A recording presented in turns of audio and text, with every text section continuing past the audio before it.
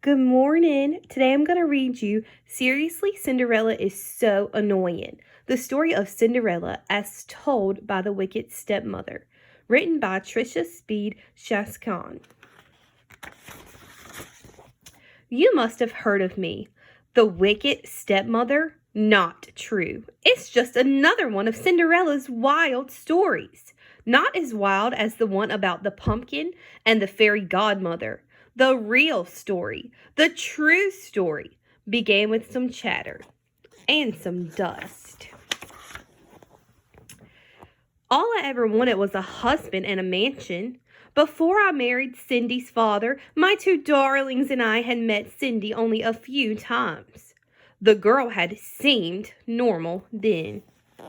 After I married Cindy's father, my darlings and I moved in. When I had just one foot on the front step, my dear husband kissed me goodbye and said, "I'm off on business." "He leaves often," Cindy said, "but the animals stay put. They talk, they joke, they sing, they even help out, especially the bluebirds."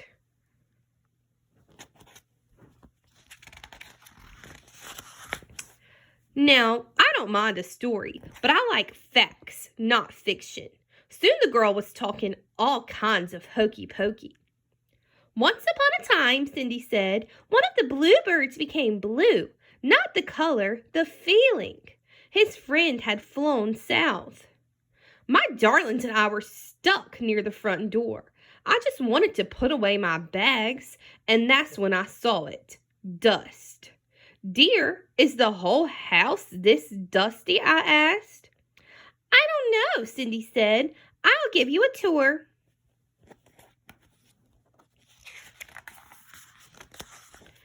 In the dining room, Cindy told stories. In the study, Cindy told stories. Non-stop. "Girls," I said, "time to get to work. This place needs a good cleaning." "Once upon a time when I was cleaning," Cindy started. Oh, boy.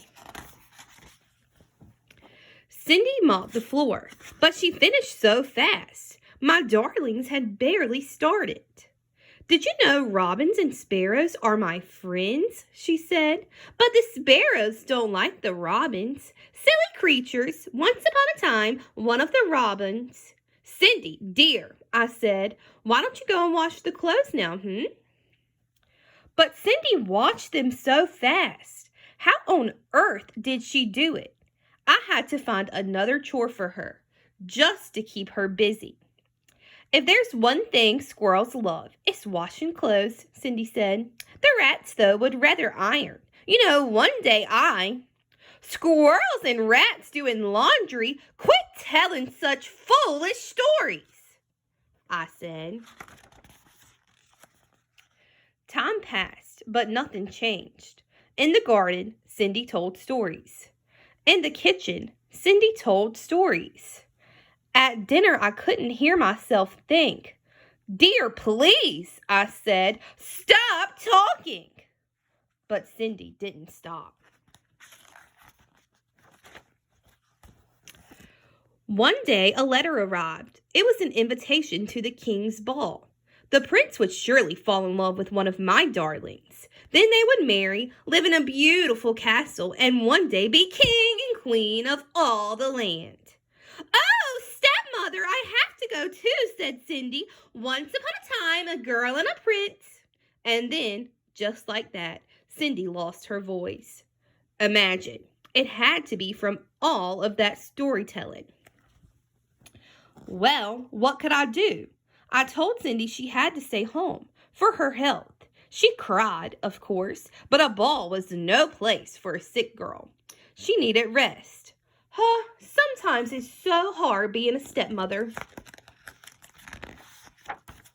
At the ball, my darling twirled. They whirled. But then some strange girl waltzed in. Her gown was magnificent. I couldn't take my eyes off of it. I wondered how much it cost and if my seamstress could copy it for me. The prince and the girl danced and pranced. My poor darlings were left princeless. Also, who's the girl, do you guys think?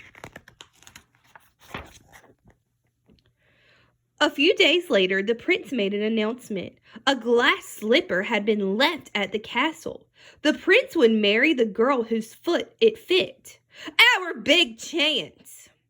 After visiting every other mansion in the neighborhood, the prince's valet arrived at our door. Me, said one of my darlings. No, me, said the other. One at a time, said the valet. Each girl tried, but the shoe didn't fit.